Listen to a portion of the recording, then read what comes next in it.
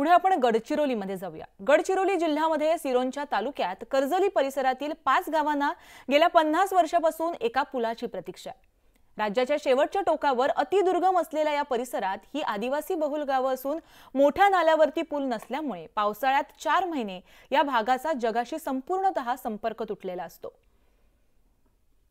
मोठ्या शहरात अनेक उड्डाण पूल होत आहेत, मोठे मोठे पूल किंवा राष्ट्रीय महामार्ग आपल्याला पाहायला मिळत आहेत। मात्र आदिवासी बहुल भागात आजही लोकांना एक छोट्या पुलाची प्रतीक्षा आहे।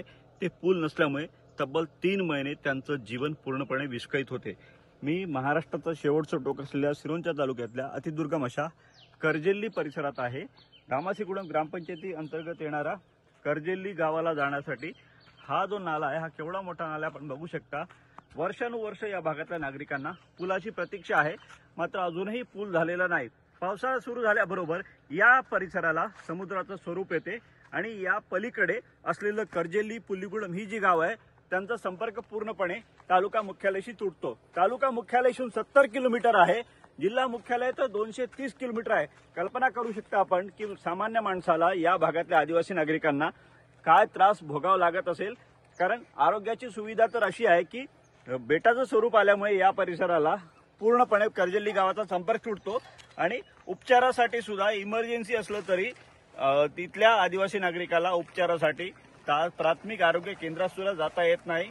आणि एखादी स्त्री बाळंती नसेल तर तिची काय अवस्था होत असेल याची आपण कल्पना करू शकतो। आपल्यासोबत आपण बघू शकता या ठिकाणी या नाल्यातून जाणारे प्रवासी, आपण त्यांना विचारूया, पूल कब से नहीं है भाई यहाँ पे नहीं